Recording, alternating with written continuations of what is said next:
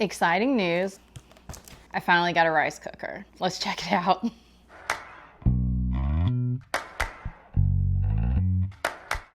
Okay, yeah, so like I said, finally got a rice cooker. I'm pretty excited about it. I was using my Instapot mostly for my rice cooker, but I wanted something smaller because I felt like it always had to be so much rice when I did it. So I did some research and I went with the Yum Asia Panda mini rice cooker. So I'm just gonna open this up, and I have not used this. I have not opened it. I literally took it out of the box 5 minutes ago. So I have no idea what this is gonna be like. I may have a dud and it may not work. Let's keep our fingers crossed that that's not the case. So looks like you get like the normal instructions, the big, wow, this is a thick, and it's like laminated. Nice little user manual.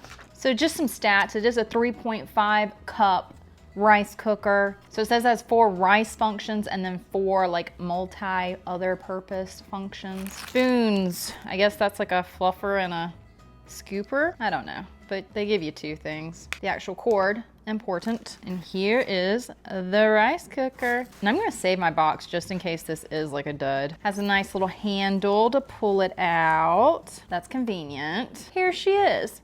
Quite small. Yeah, this is exactly what I was hoping it was going to be.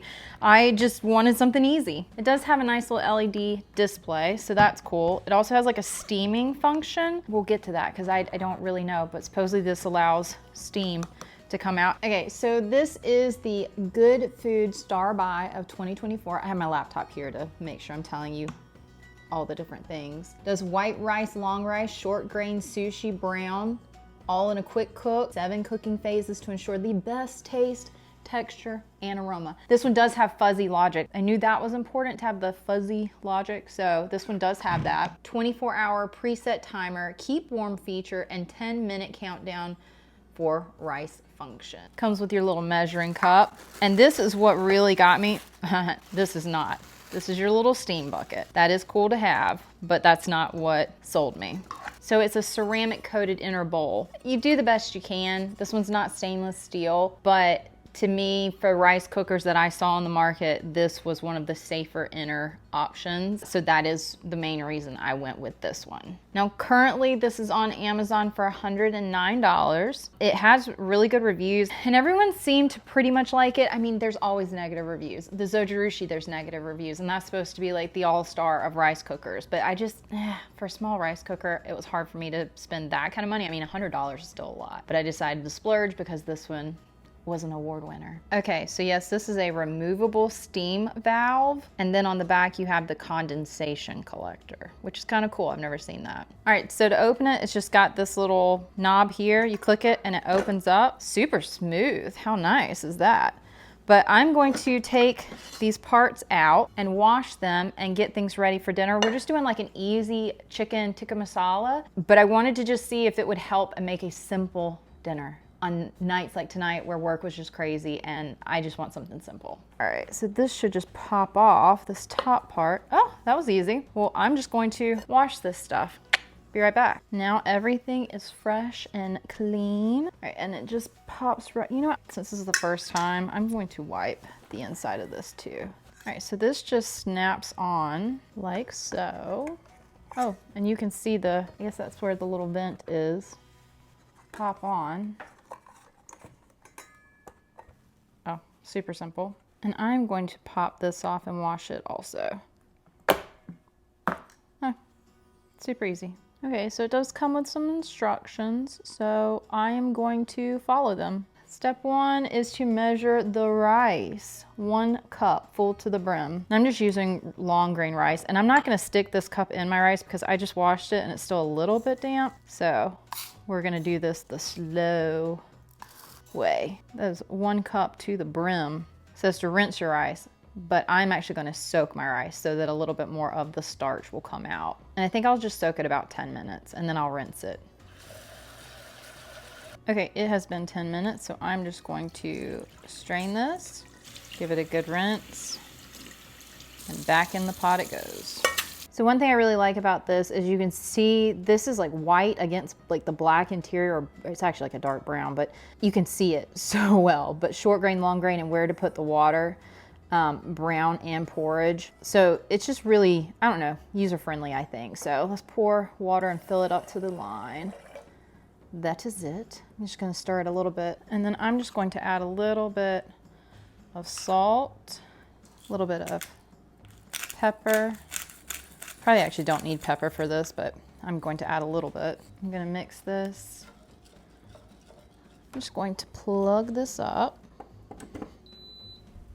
Okay, turned on. So there's a start button blinking here. I'm going to open this up and put my rice in there. Close it. And then I guess I will click, let me read the instructions. Select my function by menu. Okay, so cooking time, long grain. Okay, and then supposedly I've just pressed start. Ah, look at it go. Okay, exciting.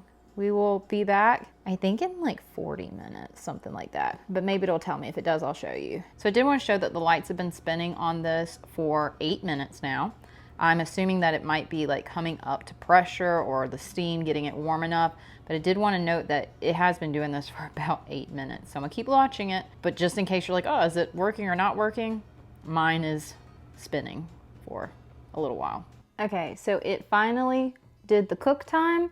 It took about 20 minutes for it to come up to temperature, and I did Google it, so I'll show you what I Googled. And it basically says it takes time to preheat and absorb the water, followed by a heating phase and the boiling phase, so that it's like the perfect consistency. It took 20 minutes to come up to temperature, and now it says it has 10 minutes, well, 9 minutes left to cook. Okay, I'm gonna salt my chicken, pepper. I'm going to add like a teaspoon to a teaspoon and a half of the Za'atar. I really like this spice. I just started using it. So it just has like this savory, nutty type flavor to it. And you can see there's sesame seeds in it. I believe there's some oregano and maybe thyme in it. It just has a very like earthy taste to it. But I think it does really well on chicken. Take my little mini tongs and just mix this up. Oh, I need to put a little bit of oil. Duh, Jessica. I'm gonna put a little bit of avocado oil. Good and coated. Okay, chicken in.